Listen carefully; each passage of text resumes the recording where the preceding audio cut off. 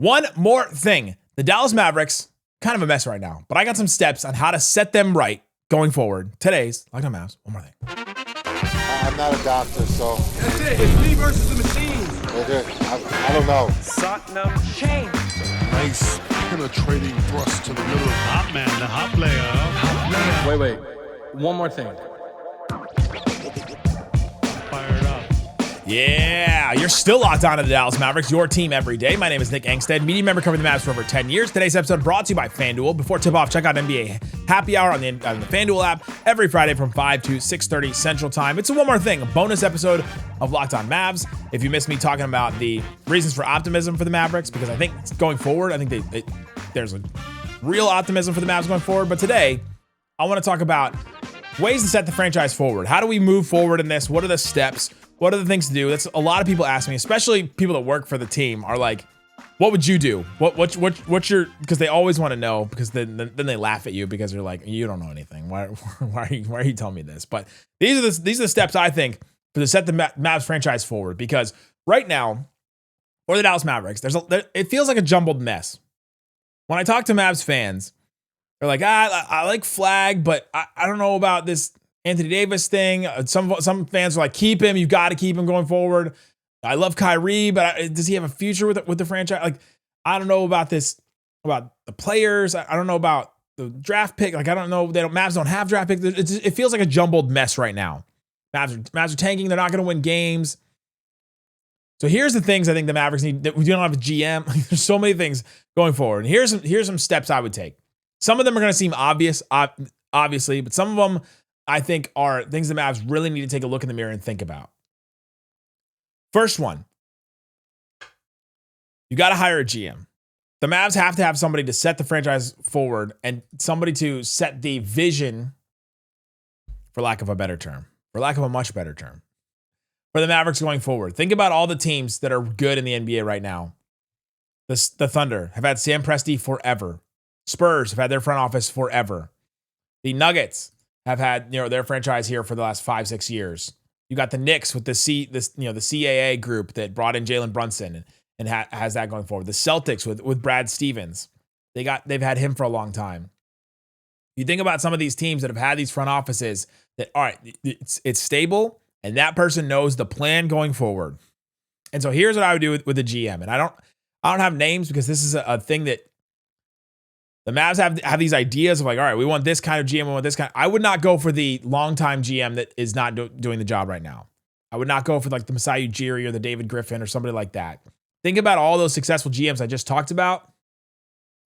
There's not many scenarios where it's like, this is a GM that's a retread from somewhere else. It's working out for us. I think Daryl Morey with the Sixers has been like hit or miss. He's had some definite hits there.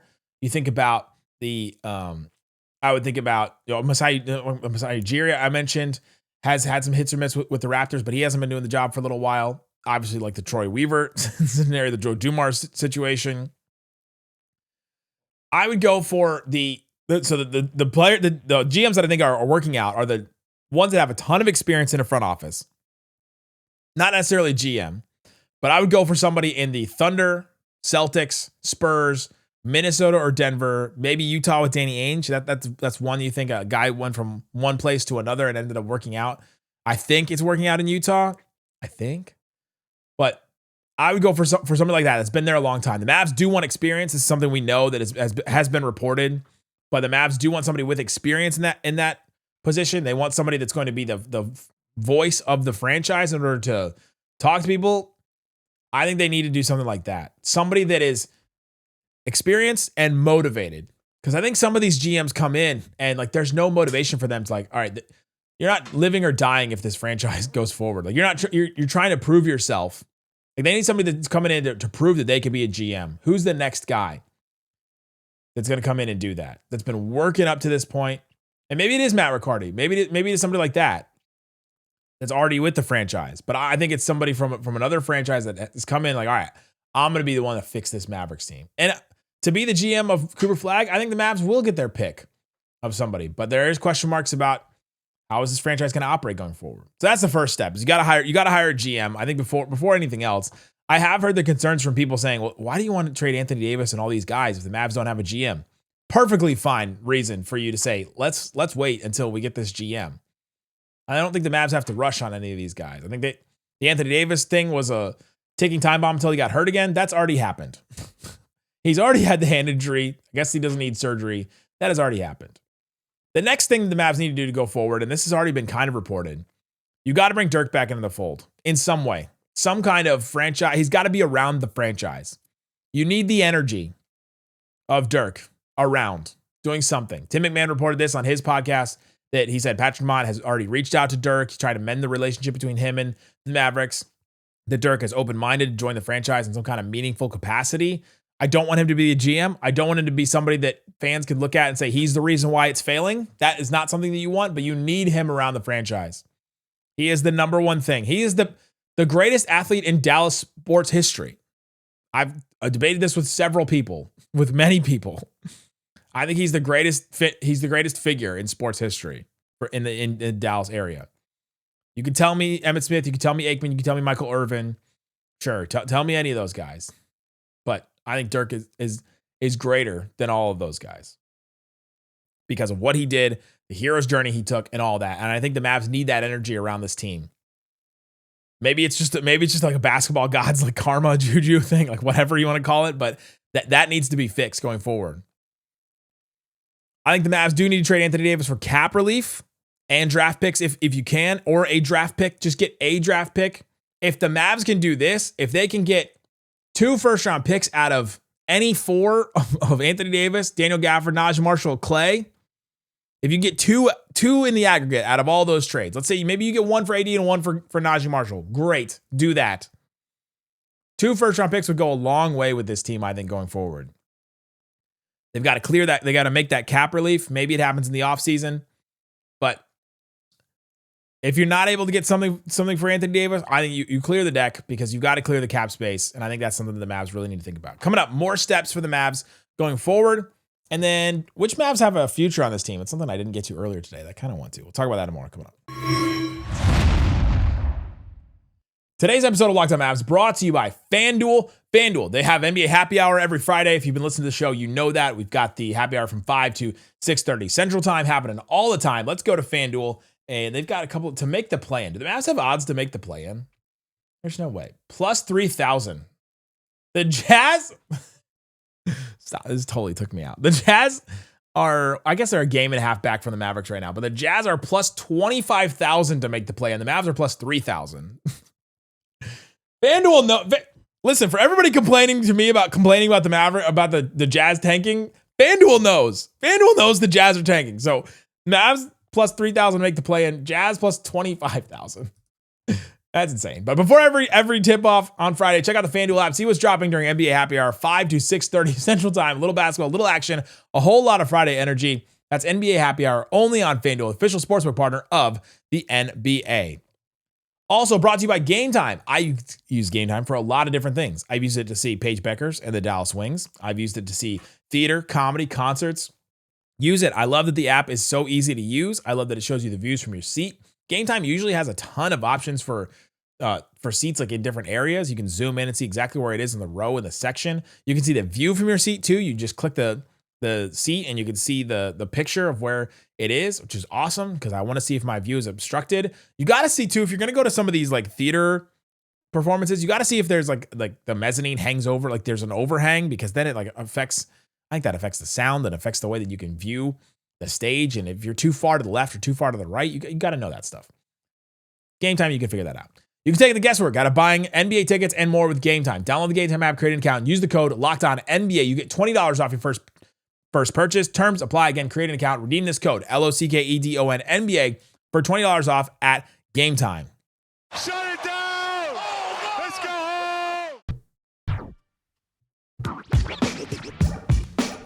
It's a one more thing. Bonus episode of Locked On Mavs. Thanks for hanging out with us. And we've got the Everydayer Club. You can subscribe to that. You get ad-free episodes of this show and more. So go subscribe to that. The QR code links in the description to help us pass the Blazers. The Blazers are the number one team with Everydayer Club. How is Locked On Mavs not the number one Everydayer Club in the NBA? Insane. Shout out to Mike Richmond. Killing it over there. Okay. Steps for the Mavericks to set the franchise forward. I think you start with leadership. Got to get a GM. I talked about the type of GM the Mavs should bring in. Bringing Dirk into the fold, that has to happen. I think you trade Anthony Davis for cap relief and potentially a draft pick, or I think they could wait into the summer to do that. Wait around the draft. I think they can do that. The injury thing has already happened. I think they'll shut him down for the rest of the season, and I think that'll be it. I think then I also mentioned trading Gafford, Naji, Klay, and D'Angelo Russell in some capacity. If the Mavs could get 2 firsts out of that group, then you absolutely have to do it. If they can't get 2 firsts out of that group, then I would reconsider, because going into next season, you're just relying on, and if you've already traded Anthony Davis, you're relying on just Lively to be your center. Then you're like going out and signing a center. Then I'm not so sure about Daniel Gafford. Can you get one young player in a first round pick? I'm trying to set this franchise up for the future going forward. I don't think that Daniel Gafford is part of the future long term. Klay Thompson is not part of the future long term because of age. Naji Marshall because of contract. He's got 1 more year after this one left. D'Angelo Russell's obviously not part of this franchise's future as long as Jason Kidd is here. So I'm thinking about in this trade deadline, if the co-interim GMs could get 2 firsts or a first and a young player out of any 4 of those players, I'm doing it. I'm pulling the trigger. I think you sign Ryan Nembhard to some kind of standard deal. Get in now. I think the price is going to be lower than it would have been when he first had that first week. There's some issues, but you've got a guy that can set guys up, can be a backup point guard. And I think if he develops a little bit, I think he can figure out defensively how he competes, gets a little bit stronger. That'll definitely help him. You've obviously got to nail your 2026 first round pick. That's the number one thing for the offseason. You have to have your GM before that. They've got to have the GM figured out before that, because I don't think you make that pick without knowing the future long-term plan, not the V word. For them. If you land at top 3, you get AJ DeBonsa, Darren Peterson, even Cam Boozer, who's got there's some detractors, but you pick one of those 3 guys and you go forward. I talked about on an earlier show today, Mavs have a 25% chance to just nail their future and just be set. Have your 2 guys, have your Jason Tatum and your Jaylen Brown. Boom. Great. 25% chance. Caleb Wilson could be in there too. How many times have we seen the 4th guy in a draft, or 4th, 5th, 13th guy in the draft be the best guy in the draft? It happens. But if you end up top 10 somewhere, the Mavs are basically going to get a top 10 pick if they stay where they are. Because if you look at the tank standings right now, the Mavs are 8th. They've got 17 wins. Milwaukee is below them. Memphis is below them with 17 and 18 wins. The Clippers, Atlanta has 20. Chicago has 20. Portland has 22. Like, I don't know about any of those teams. Are any of those teams going to tank the rest of the season? Maybe the Milwaukee trades Giannis. But I think 8 is like where the Mavs are probably going to, if you're talking about the lottery standings, I think that's where they bottom out. Because the Mavs I don't think they're going to be trying too hard going forward. So if they stay at 8, even if they don't move up the lottery standings anymore, they stay at 8, you basically have a 99.6% chance to be in the top 10. And that other percent chance is that you're 11th. So you're basically getting a top 10 pick. Great. Love that. Feel good. If you get a Kingston Flemings or a Mikal Brown Jr., I think that could be great too. I haven't done a ton of work on them. I'm looking to get one of the No Ceilings guys to come on and talk about that a little bit later. But that's what I think about that.